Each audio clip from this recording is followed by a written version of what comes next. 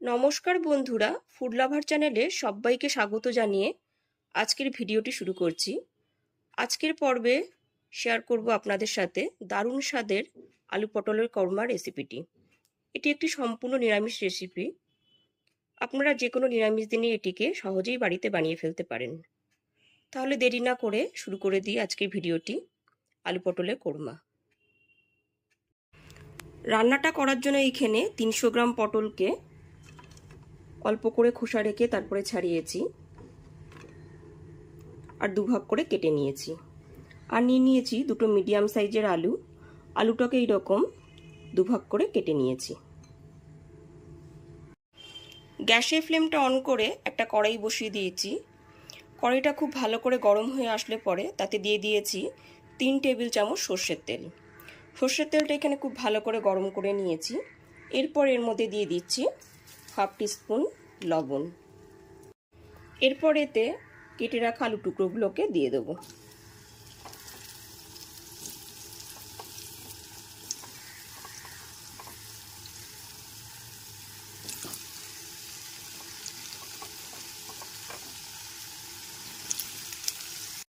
আলু টুকরোগুলো দেওয়ার পরে উল্টে পাল্টে নেব। গ্যাসের ফ্লেমটা এখানে মিডিয়ামেই রেখেছি।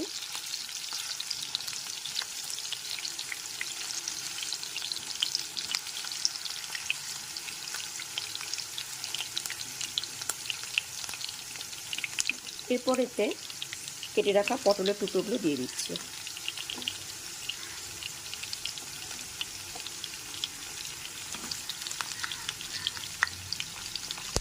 সমস্ত কেটে রাখা পটলের টুকরোগুলো দিয়ে দিলাম।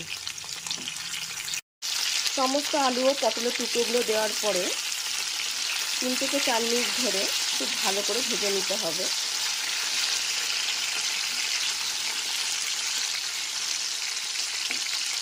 এরপর এতে দিয়ে দেবো হলুদ গুঁড়ো। হলুদ গুঁড়োটা দিয়ে খুব ভালো করে মিশিয়ে নেব।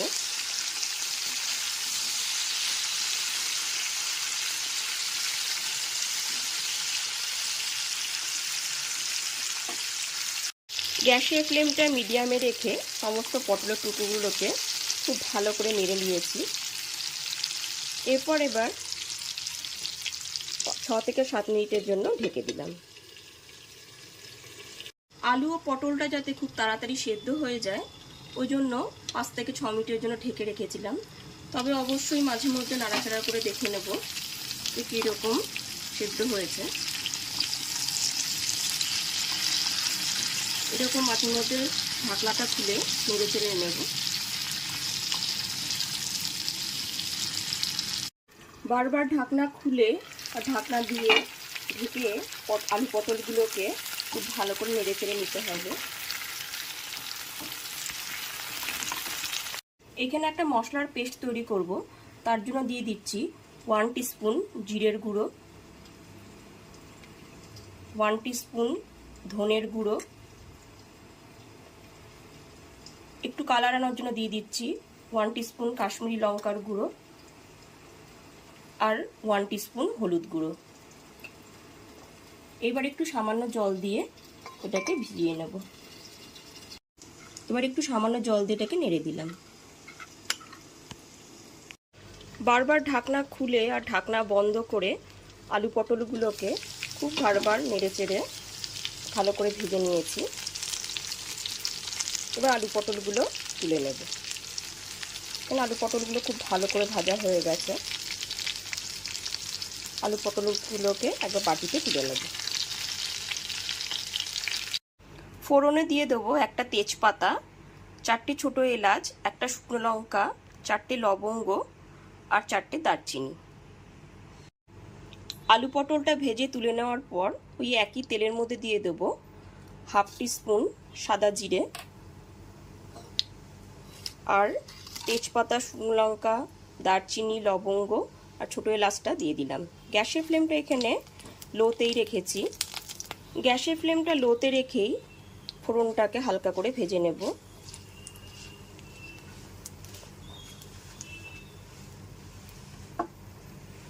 হালকা করে ভেজে নেওয়ার পর ফোড়নটা থেকে যখন খুব একটা সুন্দর গন্ধ আসবে তখন এর মধ্যে 1 টেবিল চামচ আদা বাটা দিয়ে দিলাম। আদা বাটাটা নাড়াচাড়া করে নেব।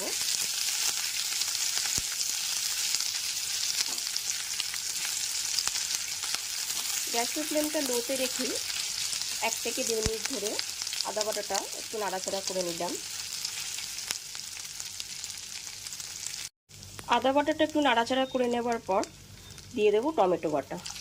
এখানে একটা টমেটোকে পেস্ট করে নিয়েছি। টমেটো বাটাটাকেও আদা বাটার সাথে খুব ভালো করে কষিয়ে নিতে হবে।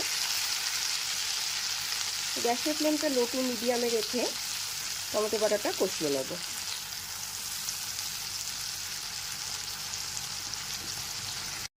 এক থেকে 1.5 মিনিট টমেটো বাটাটা কষিয়ে নেবার পর একটা মশলার পেস্ট তৈরি করেছিলাম, জিরের গুঁড়ো, কাশ্মীরি লঙ্কার গুঁড়ো আর ধনের গুঁড়ো দিয়ে একটা মশলার পেস্ট তৈরি করেছিলাম, সেটা দিয়ে দিলাম। মশলাটা দিয়েও খুব ভালো করে কষিয়ে নিতে হবে। গ্যাসের ফ্লেমটা এখানে মিডিয়ামেই রেখেছি। মশলাটা দেওয়ার পরে 3 থেকে 4 মিনিট গ্যাসের ফ্লেমটা মিডিয়ামে রেখে সমস্ত মশলাটাকে খুব ভালো করে কষিয়ে নিতে হবে।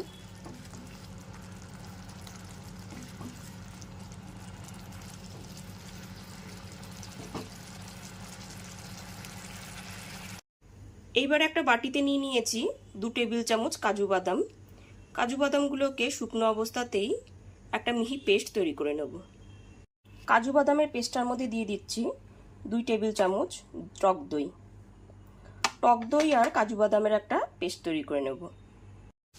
7 থেকে 8 মিনিট ধরে মশলাটাকে এখানে খুব ভালো করে কষিয়ে নিয়েছি। মশলাটা থেকে তেল রিলিজ হয়ে এসেছে। খুব ভালো করে মশলাটা কষিয়ে নেবার পর এর মধ্যে টক দই আর কাজু বাদামের মিহি পেস্টটা দিয়ে দিলাম। গ্যাসের ফ্লেমটা এখানে লোতে রেখেই খুব ভালো করে কষিয়ে নিতে হবে।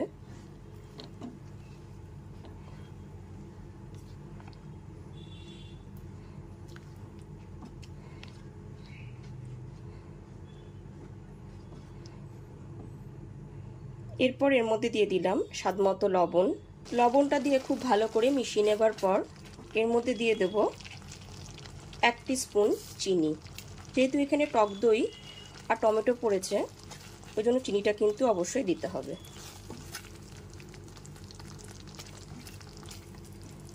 গ্যাসের ফ্লেমটা লো টু মিডিয়ামে রেখে খুব ভালো করে কষিয়ে নিতে হবে।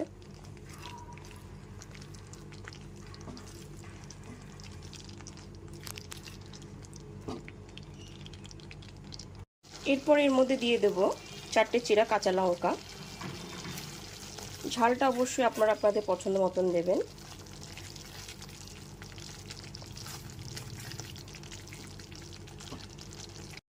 টক দইটা দেওয়ার পর 1 থেকে 1.5 মিনিট নাড়াচাড়া করে নিয়েছি। এরপর এর মধ্যে ভেজে রাখা আলু পটলের টুকরোগুলো দিয়ে দিলাম। আলু পটলের টুকরোগুলো দিয়েও খুব ভালো করে মিশিয়ে নিতে হবে। গ্যাসের ফ্লেমটা এখানে মিডিয়ামেই রেখেছি। 2 থেকে 3 মিনিট খুব ভালো করে কষিয়ে নিতে হবে আলু পটল দিয়ে।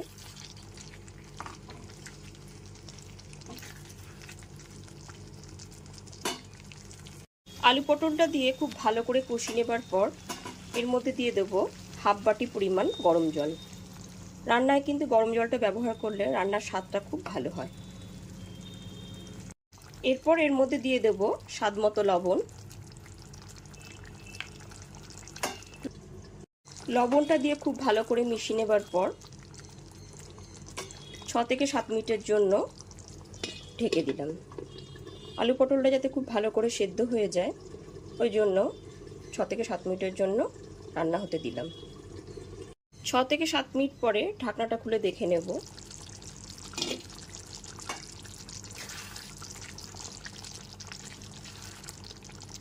এখানে আলু পটলগুলো খুব ভালো মতনই সেদ্ধ হয়ে গেছে।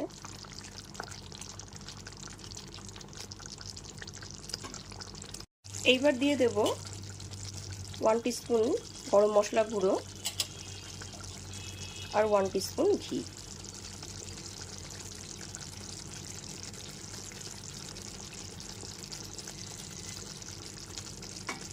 ঘি আর গরম মশলা গুঁড়োটা খুব ভালো করে মিশিয়ে নিতে হবে।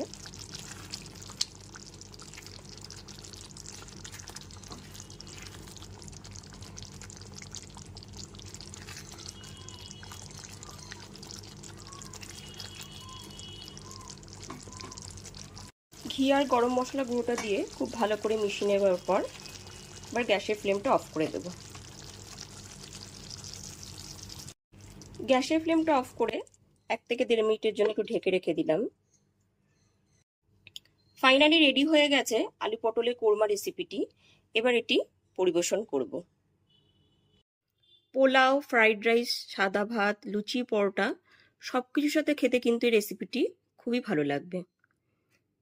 যে কোনো নিরামিষ দিনেই আপনারা বাড়িতে বানিয়ে ফেলতে পারেন এই রেসিপিটি।